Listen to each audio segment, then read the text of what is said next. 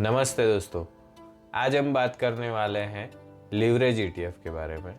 दोस्तों, leverage ETF क्या होते हैं कि जैसे कि हम इंडिया में मार्जिन ट्रेडिंग करते हैं कि हमें मान लो कि 100 रुपये के शेयर लिए थे, बट हमें हमारे पास उतने पैसे नहीं थे, तो हमने 20 रुपये दिए तो हमको 100 रुपये के शेयर लेने को मिल गए। 5x लीवरेज जो प्रोवाइड करते हैं ब्रोकर्स।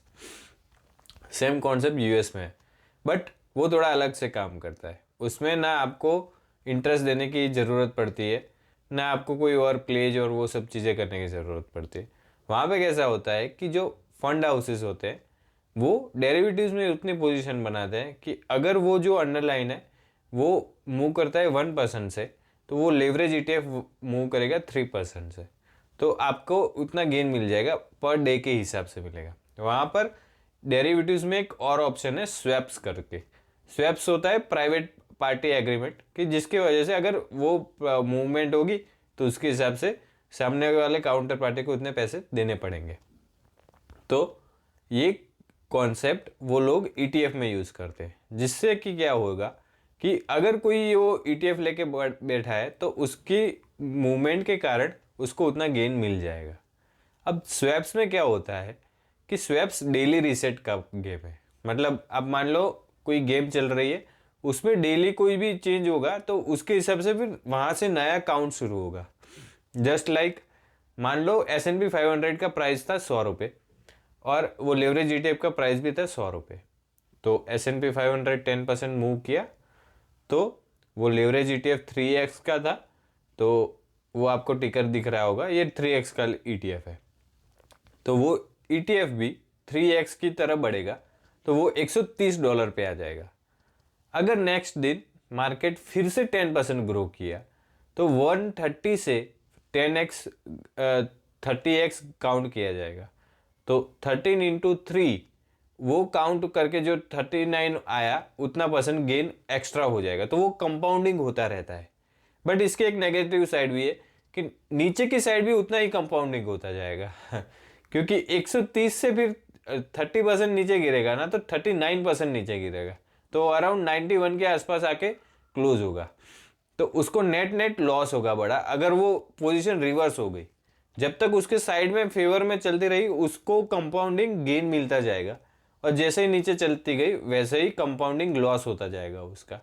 तो ये एक ड्रॉबैक है इस सिस्टम का, बट ये एक बेनिफिट भी है। अगर आपको कोई शार्प मूव दिख रहा है मार्केट में तो 5-6 दिन के लिए ये मैक्सिमम पोजीशन बनाई जाती है, क्योंकि इसमें वॉलेटिलिटी डिके भी होता है। अगर मान लो पोजीशन वहाँ के वहाँ की रही गई, S&P 500 मान लो $100 के आसपास ही झूलता रहा, तो एक दिन अप जाएगा एक दिन नीचे जाएगा, उसमें उसकी वॉलेटिलिटी डिके होगी और नेट में आप लॉस में आ जाओगे। बट ये कॉन्सेप्ट बहुत ही अच्छा है। अगर कोई ट्रेड करना चाहता है इंडिया से तो कैसे कर सकता है? गिफ्ट सिटी जो गवर्नमेंट ने बनाया है कॉन्सेप्ट पूरा, यूएस मार्केट में अगर किसी को ट्रेड करना है तो उसके लिए ये गवर्नमेंट ने फैसिलिटी प्रोवाइड की है। वहाँ से आप ग्लोबल मार्केट एक्सेस कर सकते हो, तो वहाँ से आप ये यूएस ईटीएफ्स में ट्रेड कर सकते हो। अब इसके बेनिफिट्स क्या है? देखिए, इंडिया में जैसे मार्जिन ट्रेडिंग है वो भी एक अच्छा कॉन्सेप्ट है, वहाँ पर ऐसे कोई वॉलेटिलिटी डिके का टेंशन नहीं होता। बट इसके एडवांटेजेस ये है कि आपको आपका मैक्सिमम लॉस तय हो गया। मार्जिन ट्रेडिंग में क्या हुआ, आपने 20 रुपये दिए, आपको 100 रुपये का सामान लेने को मिला, पर अगर वो लॉस में चला गया तो शायद हो सकता है आपको 20 रुपये से भी ज़्यादा देना पड़े कई केसेस में। अगर वो उसमें ड्रॉडाउन बहुत बड़ा 20% या 20% से ज़्यादा हो जाता है और आप शॉर्ट पोजीशन काट नहीं पाते तो कई बार आपको ज़्यादा पैसे देने पड़ सकते हैं। बट इसमें क्या है कि आपने $100 का लिया था ईटीएफ 3x का, मैक्सिमम वो ज़ीरो होगा। बट हाँ, चांसेस इसके ज़्यादा है कि वो दोनों साइड अप या डाउन इसमें स्पीड मूवमेंट रहती है, वॉलेटिलिटी ज़्यादा रहती है।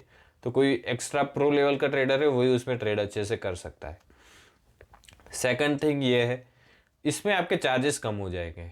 मार्जिन ट्रेडिंग फंडिंग में ज़्यादातर हम देखते हैं कि इंटरेस्ट का पेमेंट करते हैं, एक तो आप वो उसके चार्जेस बहुत हो गए। उसके अलावा आप और ज़्यादा पेमेंट करते हो ब्रोकरेज के फॉर्म में। मोस्ट ऑफ ब्रोकर ज़्यादा चार्ज करते हैं मार्जिन ट्रेडिंग फंडिंग से अगर आप करते हो तो। और आपको प्लेज क्रिएशन, प्लेज अनप्लेज के भी चार्जेस लग जाएंगे। तो नेट नेट तो कॉन्सेप्ट वही है, बट यूएस ने ऐसे बंडल कर दिया कि आप 1x लीवरेज लेना चाहो तो उसके भी ETF है, 2x चाहते हो तो उसके भी ETF है, और 3x चाहते हो तो उसके भी ETF है। और वो स्टॉक वाइज भी है, अगर आप किसी स्टॉक में बुलिश हो तो उसके लिए भी ETF आते हैं 3x के।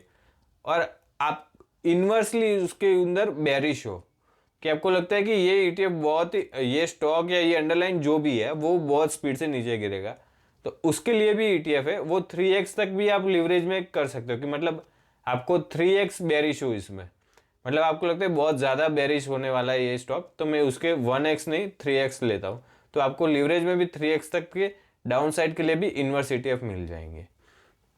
तो एक बहुत अच्छा कॉन्सेप्ट है यूएस का, तो मैं सोचा कि आपके साथ शेयर करूँ।